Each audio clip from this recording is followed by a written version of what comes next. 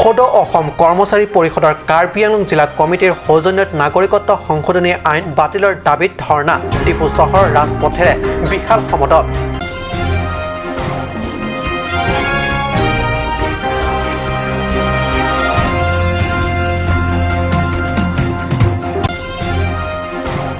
নাগৰিকত্ব সংশোধনী আইনৰ সন্দৰ্ভত উচ্চতম ন্যায়ালয় প্ৰথম শুনানি অসমবাসী ৰাইজে প্ৰত্যাশা কৰা মতে নহলেও কিছু আশা সঞ্জীৱনী ন্যায়ালয়ে আইনখনৰ সন্দৰ্ভত কেন্দ্ৰীয় চৰকাৰলৈ সম্পত্তি জাননী প্ৰেৰণ সমাগত ৪৬ সংখ্যক কাৰ্বি যুৱ মহোৎসৱৰ পূৰ্বে কাৰ্বি সাহিত্য পৰিষদৰ কেইটিমান গুৰুত্বপূৰ্ণ পদক্ষেপ গ্ৰহণ মুখ্য কাৰ্যবাহী পৰিষদে কাছা খেলপথাৰ সুইমিং পুলকে ধৰি তাৰ লাংচত স্থাপন ভালে সংখ্যক নিৰ্মাণৰ আধাৰশিলা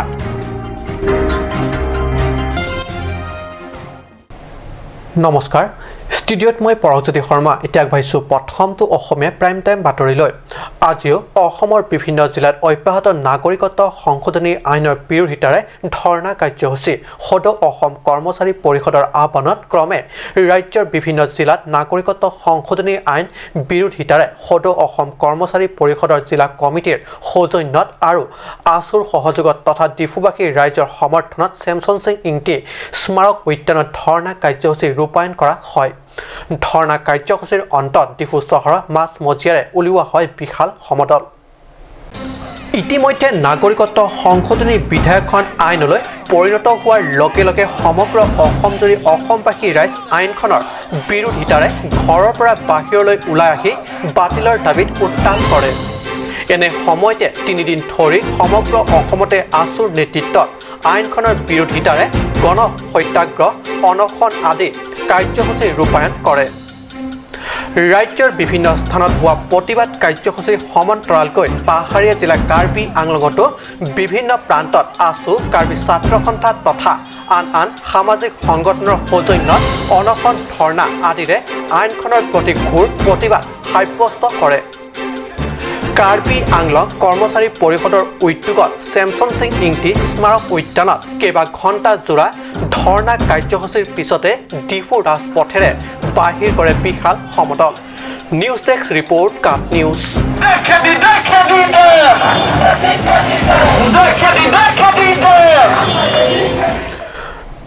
দেশৰ লগতে অসম তথা উত্তৰ পূৰ্বাঞ্চলকে ধৰি নাগৰিকত্ব সংশোধনী আইনক লৈ ক্ষোভ তথা অসন্তুষ্টিৰে উত্তাল থকাৰ সময়তে আইনখনৰ ওপৰত একাংশ নাগৰিকে উচ্চতম ন্যায়ালয়ত তৰা গোচৰৰ ভিত্তিত আজি প্ৰথমখন শুনানি হৈ যায় দেশৰ লগতে অসম তথা উত্তৰ পূৰ্বাঞ্চলকে ধৰি নাগৰিকত্ব সংশোধনী আইনক লৈ ক্ষোভ তথা অসন্তুষ্টিৰে উত্তাল থকাৰ সময়তে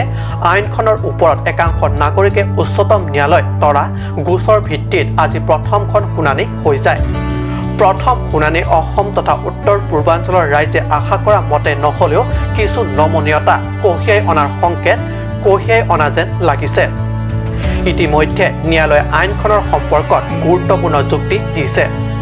ন্যায়ালয়ে আইনখনক স্থগিত বা একো হস্তক্ষেপ নকৰিলেও আইনখনৰ বৈধতাৰ সম্পৰ্কত কেন্দ্ৰ চৰকাৰলৈ জাননী প্ৰেৰণ কৰিছে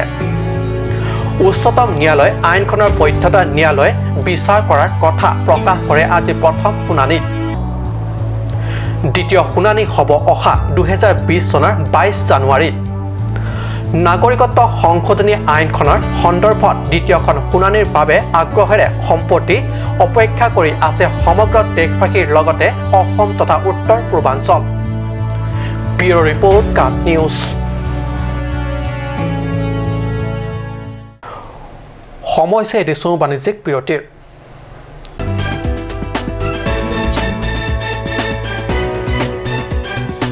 Chloride Unisex Beauty Parlor Hinben Warsakimi Kipipon. Lasi Lasonor Sakimi along Ninghangatum Ali Chuendunikha. Warsakimi, Lucky Chiklu John Tropan Kapamala Siki Piponji. Lasi Apor Panhok Hip Pinpen, Chloride Unisex Beauty Parlor along Patebogda Mignon, Rong Harpi, Rong Berot, near Iron Bridge, Dipukar Bianglong.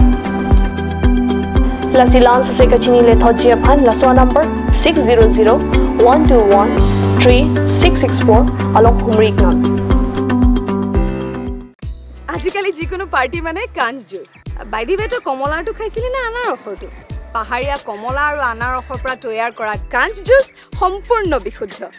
কাঞ্জ juice খাওক জীৱনৰ মজা লওক কাঞ্জ juice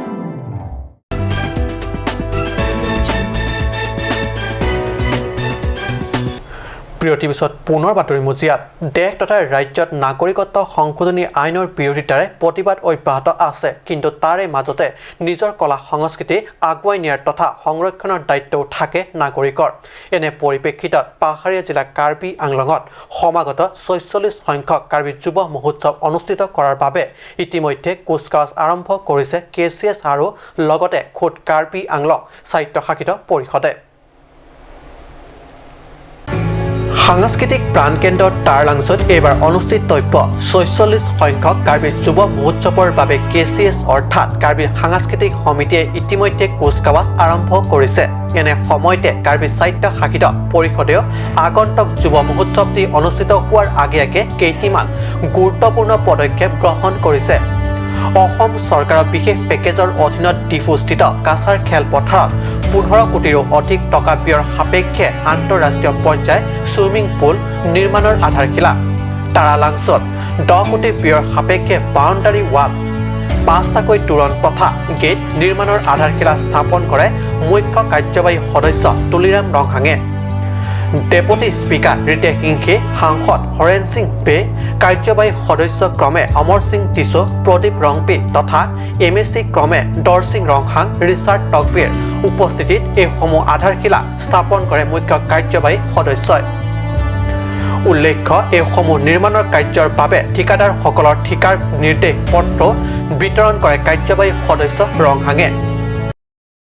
আমাৰ Karbi Anglong autonomous কাউন্সিলৰ special পেকেজৰ জৰিয়তে 10 ক্ৰ'ছৰ ইয়াত 10 ক্ৰ'ছৰ আঁচনি boundary wall আৰু gate আজি আধাৰ স্থাপন কৰা হৈছে গতিকে ৰাইজক অনুৰোধ কৰিছোঁ আৰু কণ্ট্ৰেক্টৰবিলাকে বেগৰ কণ্ট্ৰেক্টৰবিলাকে যাতে 2 মাহৰ ভিতৰত গোটেইখিনি বাউণ্ডাৰী ৱালটো যাতে সম্পূৰ্ণ হয় আৰু গেট 5টা থাকিব আৰু লগতে বাউণ্ডাৰী ৱাল আৰু ফেন্সিং এই গোটেইখিনি থাকিব গতিকে মই আজি সভাটো বিশেষকৈ মই কণ্ট্ৰেক্টৰবিলাকৰ অনুৰোধ কৰিছোঁ যাতে কামবিলাক ভাল হ'ব লাগে আৰু কামবিলাকত 2 মাহৰ ভিতৰত কমপ্লিট হ'ব লাগে বুলি আমি অনুৰোধ কৰিছোঁ ছাৰ আজি কাছা ফিল্ডত এটা চুইমিং পুলৰ আমাৰ কাৰ্বি আংলঙৰ এতিয়ালৈকে আজি তাৰিখলৈকে চুইমিং পুল নাই কিন্তু এম পি ডাঙৰীয়াৰ লগত মই আলাপ আলোচনা কৰি অসম চৰকাৰৰ পৰা স্পেচিয়েল পেকেজৰ জৰিয়তে 15 কোটি 50 লাখৰ আঁচনি ইণ্টাৰনেশ্যনেল লেভেলৰ ষ্টেণ্ডাৰ্ড সেইটো চুইমিং পুলৰ আজি আধাৰ স্থাপন কৰা হৈছে আৰু সেইটো 6 মাহৰ ভিতৰত গোটেইখিনি কামৰ সম্পূৰ্ণ হ'ব ষ্টেফান টেনৰ ৰিপৰ্ট কাট নিউজ